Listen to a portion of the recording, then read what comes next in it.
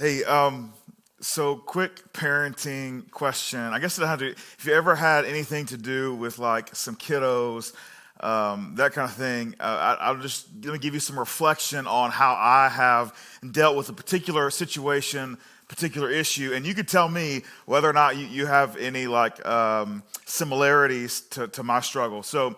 I got two kids, now a 9-year-old. Emerson just turned 9 on the 13th of this month, so just recently. So I got a 9-year-old and I got a 6-year-old, right? And so the two of them, when they get together and they're kind of going after it, and let's just say we've got one Nintendo Switch, and so if it goes back and forth, or we've got one of our old phones that's, we kind of turn into like an iPod, it's got some games on it kind of thing. And so if they're going back and forth, or the remote control, we would say, hey, if they're going back and forth over it, we'd say, hey, you've got to share. So Hadley or Emerson, hey, you got to share with your brother, you got to share with your sister. So give him the remote, give him the phone. You got to share a little bit. But as I was thinking about it, and I don't know, for the two of you as well, there's a pretty huge difference in terms of sharing and, hey, take turns, right? I don't know if you're feeling me on that one, but there's a difference between sharing and take turn. Like they're not the same thing. And I don't know if y'all out there feel that, hey, sharing and taking turns is the same thing. I asked, there was a poll that we put out, I think it was on Friday, and said, hey, which one do you prefer, sharing or taking turns? And it was pretty close. It was pretty close. It ended up being just a little more towards the sharing than the taking turn. I think it was like 64% and whatever, the 36% or so. That was kind of left. But there's a difference between sharing and taking turns. And I think one of the biggest difference, and I didn't realize this, like I've just used the term share, even though what I really was saying is, hey, you need to give your sister a turn, or you need to give your brother a turn. The difference is that taking turns is one on, one off, right? If you take turns, that means when the other person is doing their thing, you're not doing your thing. But when you're sharing, you're doing it at the same time. Like you're going in this together, right? That whole thing. And I guess when you take turns, it's my turn or your turn. When you're sharing, it's our turn together, right? And I think that's a pretty important thing for us to cover as we walk into the little last part of this series as we get close to wrapping it up here towards the end of the month of May. And I don't want to, get into the meat of it just yet, but I think that's a huge difference. The difference between take turns and sharing. The church planter Paul has some pretty specific words for us that we're going to find in the book of Galatians, which is where we've been the last 4 or 5 weeks. And we're going to continue in the book of Galatians in the back half in chapter 6 as we kind of get into it. And I want to warn you, here's my warning. I know it's a holiday weekend and people are a little relaxed and a little fancy, foot free, what is the expression? Something fancy and foot free? Fancy free? No, there's an expression. Footloose and fancy free. Thank you, Lindsay. Yeah, if you are footloose and fancy free, let me warn you, man, this is going to be a kind of a sensitive moment for the next few minutes because we're going to talk about something super important. And I'm going to read it to you, and you might at the first part, you might be like, okay, that's not very sensitive. But when we get into it and we really uncover what the church planter Paul is attempting to communicate, you're going to realize this is not a footloose, fancy free. Did I say that right? Yeah, this is not a footloose, fancy-free moment. This is intense. And so if you were thinking, man, it's a holiday weekend, I don't need intense in my life right now. Well, let me tell you this. We've got something really special we're going to debut right at the end of the message. So maybe you can get through the intense part just to see what we're debuting here in the next few minutes. Let's jump in to this super sensitive talk. The church planter Paul is talking again in his letter to the Galatians, chapter 6, verse 1 and 2, we'll put it on the screen. Here we go. Brothers and sisters, if someone is caught in a sin, you who live by the Spirit should restore that person gently. But watch yourselves, or you also may be tempted. Carry each other's burdens, and in this way you will fulfill the law of Christ. So that's it. We have 2 verses that we're going to talk about over the next 10, 15 minutes. And we're going to jump in them together. And there's so much there. And I don't want us to miss a thing. And so there's a few key things we've got to point out that really bring the passage to life.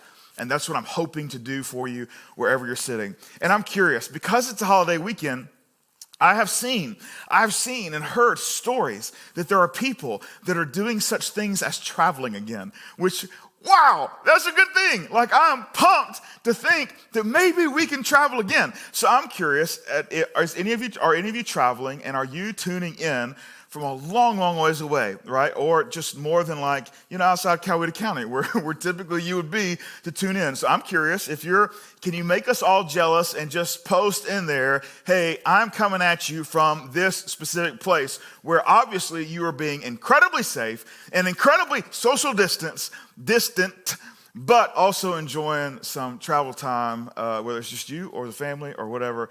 I'm curious. Obviously, this crew here is not traveling. We are here in the office this Sunday morning. That has nothing to do with anything. Let me jump in. Here we go. The first thing we got to point out is his audience, right? He opens the passage with brothers and sisters. And so who is he talking to? Because that's important. If we understand who he's talking to, we can then recognize the expectations that he had on his audience. When he says brothers and sisters, he's talking about the church.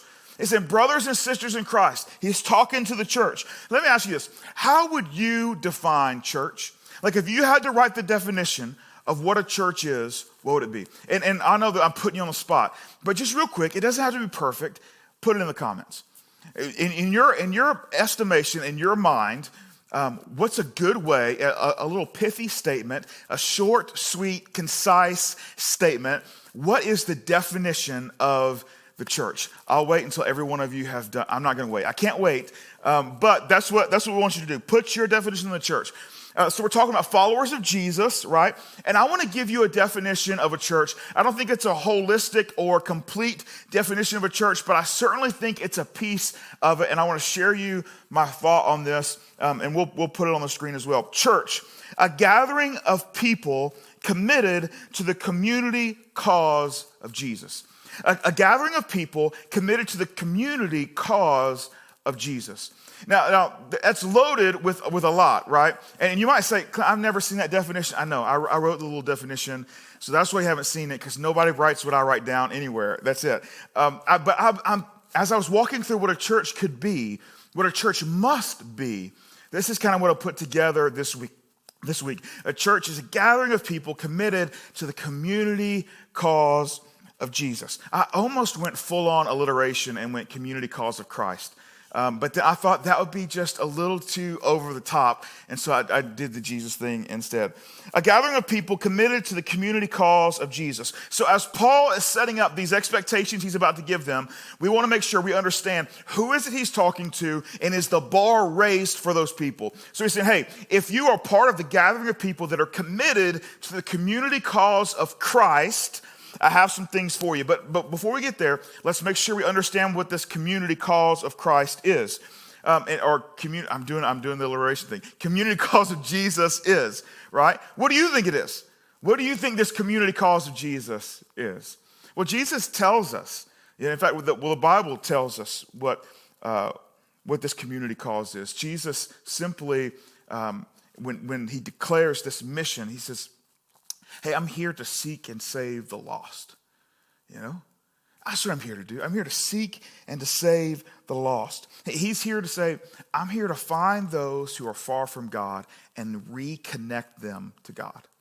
Now, you might be saying, hold on one second. When you use the word reconnect, that doesn't work with people who are far from God, because maybe they weren't ever connected. That's not true. From my world belief or my worldview, I believe that God created every one of us, which means at some point he was knitting us together in our mother's womb. Like, he was in on that process. He gave us the spark of life. And so at one point, we were hands-on connected to the Creator. Now, we might have been disconnected, and we have chosen to be disconnected, or our life circumstances have given us an opportunity to be disconnected. But I think Jesus shows up, and part of his community cause of what we see the community cause of Jesus is to reconnect people to the Creator God. So he's talking to a group of people that are committed to that cause, right? He's talking to that. In other words, he's talking to a group of people that want to give them blessing. that wants to be a blessing to their community. The greatest blessing that we can give anyone is to hopefully show them a way to get connected to God. Not to create the road for them, not to force them onto the bridge that reconnects them to God, but shows them that it's doable. That for people who feel like they're far from God, that they recognize through the way you can interact with them that maybe God isn't as far away as I thought he was, right? Maybe that's what we're doing. I know we're going slow, but I just want to make sure, are you part of that group? As Paul continues down this, are you still in agreement with what's happening? I think it's important we establish the expectations for what's what. Now here's the sticky part, ready? He says, hey, brothers and sisters, right? Brothers and sisters, if someone is caught in a sin, right? That's the sticky part. If someone is caught in a sin, how do we typically respond? It says to restore them gently. But how do we typically respond if someone is caught in a sin, right? I mean, we respond with, we ignore it. Maybe we're just like, I ain't getting into that, right? I'm not getting into it. I ain't going to do it. I ain't getting into that. Or maybe we criticize, right? Maybe we got some pretty good words to say. Or maybe we withdraw. You know, it's not that even just that we ignore, but we just say, you know what, I'm cutting you out of my life. Or maybe we spread rumors or gossip. Maybe we talk about that person's sin to other people, not to them, not in a way that helps them either. Not like we're having to say, hey, how can we go and help them? But it's just like, hey, did you know this? Let's have a 20-minute talk about how they're caught in this sin, right? Sometimes that's what we do with sin. But I think a lot of times we see this passage and we see this as one of the greatest permission givers in the Bible, where we say, hey, for someone to be caught in a sin, for someone to get caught in their sin, maybe that means that we have the ability to judge what's happening, right? Because we can catch them. Maybe this is our favorite. We get to catch people caught in sin. We get to catch them in their sin. We get to judge them with their sin. Then the Bible says that. Hey, that's what the Bible says. If someone is caught in a sin, well, someone's got to do the catching, right? I'll catch them. Sign me up. I would love to be the judge that goes around and catches everybody in their sin, right? That's a fun job. I love catching people, right? Sometimes that's the way we interact with our world. Sometimes that's what we want. We just wake up in the morning and say, man, let's go on a sinner hunt today. That's what I want to do. I want to go on a sinner hunt. I ain't going on a bear hunt, going to catch a big one. I'm going to go on a sinner hunt, and I'm going to catch them all, right? I'm going to catch them all. But here's the thing. Let's pay attention. Let's pay really close attention. A judge's role is to stay at arm's length, to remain disconnected, yet pronounce a verdict and a sentence. That's what a judge's role is. But here's the thing. There's a difference between judging and recognizing.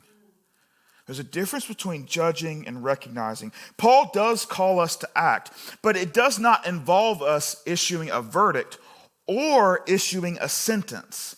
Which means if we're not issuing verdict or overseeing verdict, if we're not overseeing or pronouncing sentence, then actually we don't fulfill the role of judge. We fulfill the role of someone able to recognize. But here's the thing, you're like, what? But it says catch someone in their sin, right? It says catch. It doesn't say recognize, right? It doesn't say anything about recognizing when we read this. Well, let's read it again. Let's read it again. It says, brothers and sisters, people who are committed to the community cause of Jesus, if someone is caught in a sin, now we automatically read that oftentimes through the view that we most naturally would turn to this, hey, can we catch you in your sin? You know, that's kind of our mental starting place with folks. But it actually doesn't say that. If we look at the original language, it says it, but it doesn't say it the way we get. It's not that if we catch them, it's that if sin catches them. You see, the way the wording here in the original language is sin is like a trap, you know, like a snare. And as they're walking through the woods of their life, they stepped in a trap and sin has caught them. Not that we caught them sinning, but the sin caught them living, right? Now that changes things, doesn't it? It means that we're not the ones putting the time and effort into hunting, right? It means that we recognize that sin and evil have a mind of its own, that Satan has a plan for the way that he traps us in our desires and thoughts that are dishonoring to God. And that's a huge difference. Sin's like a trap. Here's the truth, and I need you to hear this. Sometimes sin is faster than we are. Sometimes we try to outrun it, but it's just really fast. Sometimes sin is stronger than we are. We try to get loose, but it just won't let us go. Sometimes it's easy for us to underestimate our opponent. You know, it's like the landmine, and there it is, and we think to ourselves, I got this. I can tiptoe my way through this thing, and none of these traps are going to get me. Right? You see, our job is not to hunt for sinners and catch them. Our job is to recognize when someone's gotten caught in the trap. Think right now about a sin you have been caught by. Maybe no one else has recognized that you've gotten caught by the sin, but think right now of a sin that you have been caught by. I want you to put it in the comments. I'm just kidding. Don't do that. No, we're not going to do that. We're not. This isn't confession hour, but I do want you to think about it. I want you to think about the sin that you've gotten caught by. How could you have avoided it? Think back to the very first time that it happened. How could you have avoided it? What would have had to have changed in your life to never have gotten caught? Think about it. There's instructions for once you recognize that someone's been caught in a sin. He says, hey, if someone's been caught in a sin, he says, restore them gently. But I think it's really important that we make sure that we kind of, hone in on what happens before the instructions. There's a qualification for someone who's going to restore gently. It says this: if someone's caught in a sin, you who live by the Spirit should restore that person gently. Oh, shoot. You mean this isn't if everybody on the table gets to recognize and then do something about it? No, that's not what church planner Paul is saying. He's saying when you recognize that someone has been caught in a sin, for those of you in this, brothers and sisters, the people committed to the community cause of Jesus, those of you who are walking by the Spirit, living by the Spirit, you have a specific call on your life to restore the person caught by the sin gently. And I think it's important that we recognize that qualifier goes back to what Jason talked us through last week. Because you might ask, well, how do I know if I live by the Spirit? Well, let's ask the question, do you see the traits of the fruit of the Spirit in your life? The love, joy, peace, patience, kindness, goodness, faithfulness, gentleness, and self-control. Are those things that characterize who you are? Not perfectly who you are, but are those things that generally the people closest in your life say, man, you know what? You are faithful to the call, the community calling that Jesus has put on your life and into our community. And because the thing is that sin is so sticky and so catchy and so addictive, and sometimes it can be incredibly messy, that it requires a very special set of skills to help restore someone. Not just anyone can walk in to the largest bear sin trap on the planet and help someone get out of it and then restore them back to walking again. It takes some skills, which means that it's not for everyone.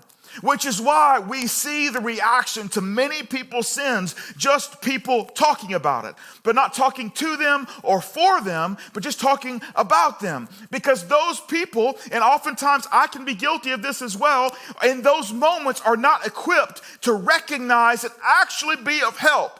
And so they innately become harmful. Even though they don't recognize they're being harmful, but they're being harmful. As soon as it's recognizable that they are caught by a sin, think about it. How long do you wait? Let's just say, for those of you who are dog people, right? Let's just say your dog is out and happens to wander on someone else's property, and they had a little, you step in it and it gets their ankle, right? And man, they start whelping and hollering. How long do you wait?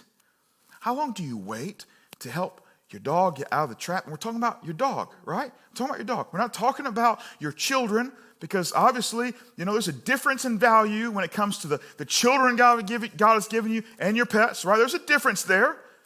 But even still, man, I love a little dog, right? Tonka, he's a little Chihuahua. He's 12 years old, and he's an ornery little thing, right? But even that, if he got caught in a trap,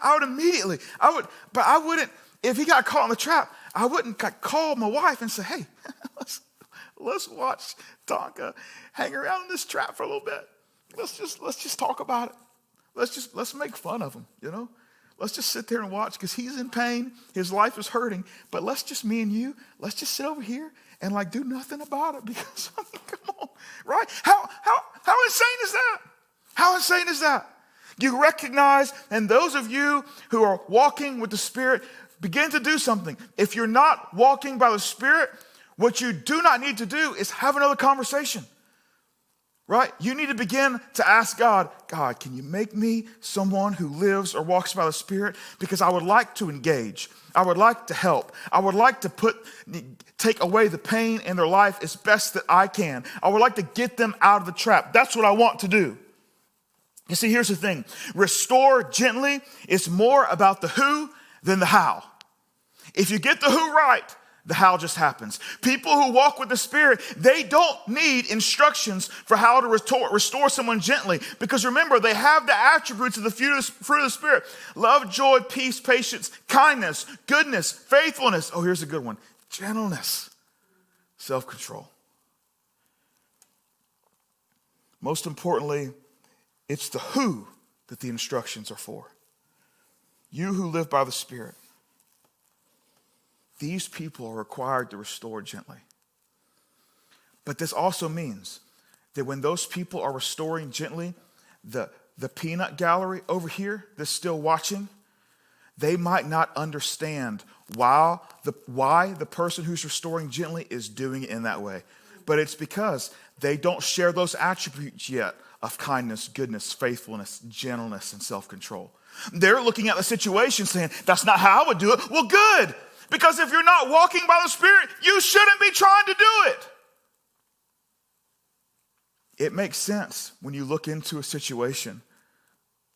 If you're like, this doesn't make sense to me, I would never give them another chance. I would never. Yeah, I get it. But there's just something different about the way brothers and sisters, people who are committed to the community cause of Jesus, look at fellow creations of God. We see each other differently. That's why we can say you belong here, because we attempt to view creation through the lens of the Creator, not through the lens of the broken created.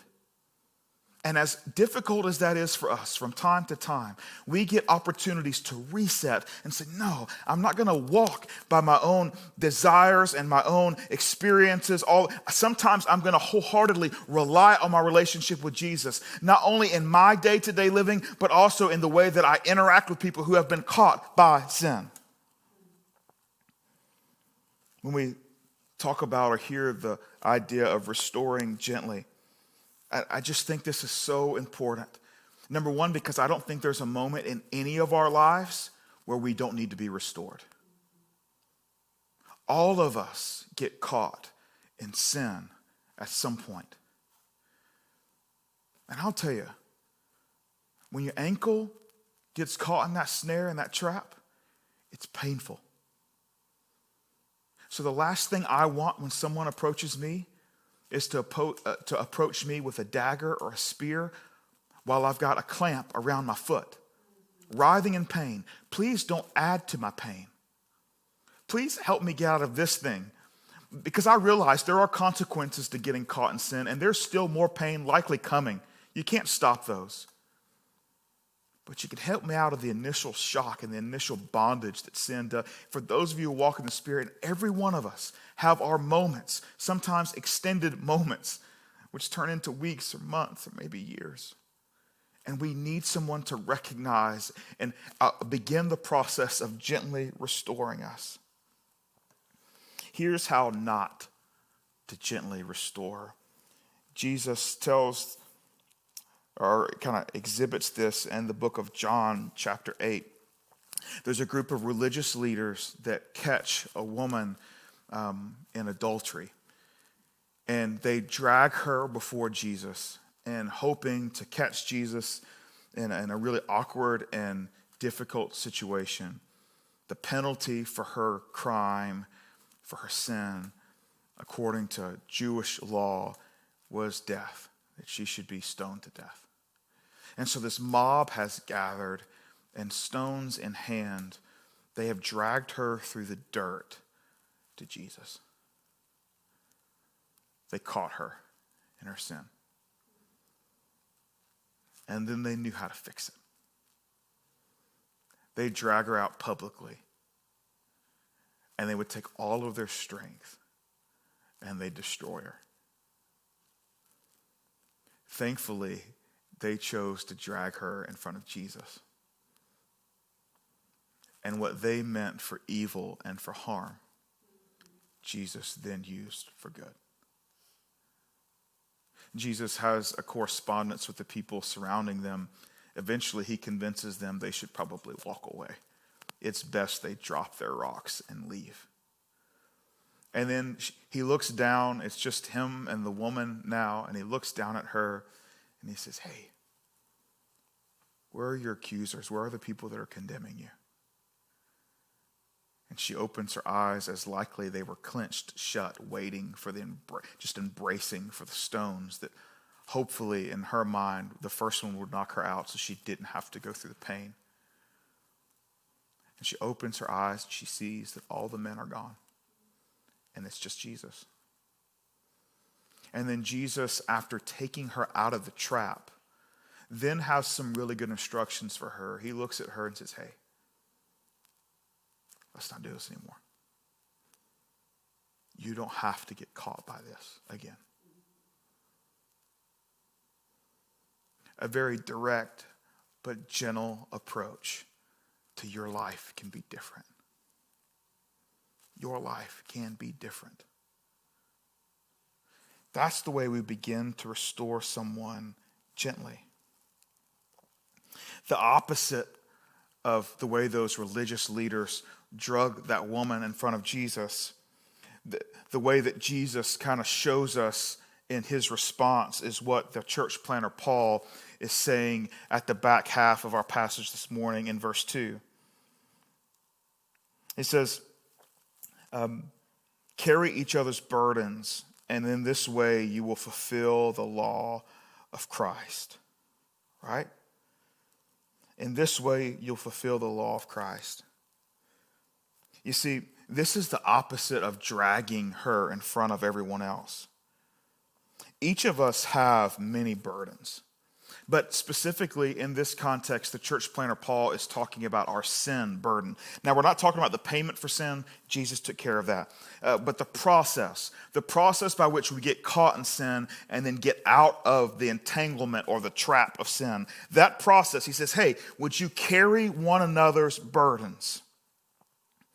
He gives a warning. He says, but be careful, even though you are someone who walks by the Spirit, be careful because you are still dealing with a trap.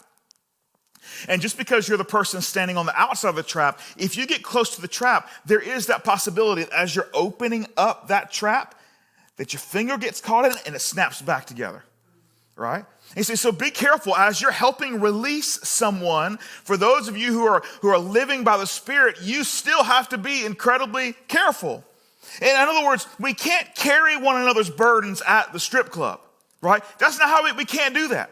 That's not just releasing the trap with our finger in it. That's like us getting in the trap with them and saying, hey, I'm going to stand here while you get out, and I'm just going to hang around for a minute just to take a look and make sure it's still safe. We can't do that. That's not the way this works. This isn't the way this works. We are not to be permission-giving burden bearers. That's not what we're supposed to be doing. We're supposed to say, hey, I'm going to help carry this with you because I know that the trap that you have been in has created a pain and a hold on your life, and I'm willing to carry it with you. So often our world is every man for himself. But the way of the Spirit, the way of Jesus, the way of the community cause of Jesus is we're in this together, our success and our struggles.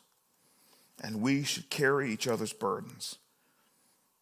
In other words, we should share. Not take turns. We should share.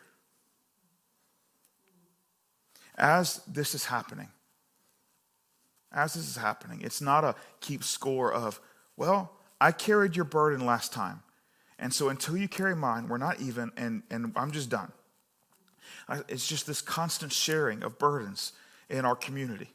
That, hey, as we walk through these traps together and we begin to recognize that, man, you're caught in something. Let me help you get out of this. Let me help you with this. Let me help you ease this initial pain that's happened because you're caught in this trap. There's this sharing together. And remember at the beginning, I told you, and we've talked about this so much at Foundation, that one of the greatest blessings God has for us is one another. And we see that here in Galatians 1 and 2. He said, hey, we're going to recognize when one another get caught by sin. And then for those of us who are committed to this community cause of Jesus, who are walking and living by the Spirit, let's go and set them free of that and then begin to restore them gently. But be careful, because when you get close to a trap, even if the trap is not something you're in, you might accidentally get in it. So use that discernment you have by walking by the Spirit to be very careful as you're walking through this. And then there's this constant reminder of, hey, and we share this burden with one another. It's not a turn-taking thing. It's an at the same time thing, which means that you can carry some of my burden while I carry some of yours. And together, we're stronger. Together, we help one another avoid future traps. Because we set all of our eyes on the road in front of us. And maybe though your friend or your spouse is walking along, la-di-dying, and not looking at the path in front of them, you can be the one that's looking at the path and saying, hey, before we get too much further, look where you're stepping. Because you're about to step in one of those traps again. And we begin to share one another's burdens. Foundation is called to be a people dedicated to the community cause of Jesus, which means we are a people dedicated to being part of the blessing that God gives to each one of us. I don't know about you, but man, that gets me excited that God would see my name, see who I am, and count it as when I follow him the most, that I could actually be a blessing to someone else. I love that our church gets to be a place that blesses our community. Not because of who we are, but because of God, who God is through us. There's a song that's been going around for the last couple of months or so, and it's just taken hold of my heart. It's how I've began many mornings. And I just play it over and over and over again. And so we decided that the message was so strong that it fit really well with us being a blessing to one another and being God's blessing to one another. And so we went into the studio and recorded it, and we want to share it with you this morning. We hope you enjoy.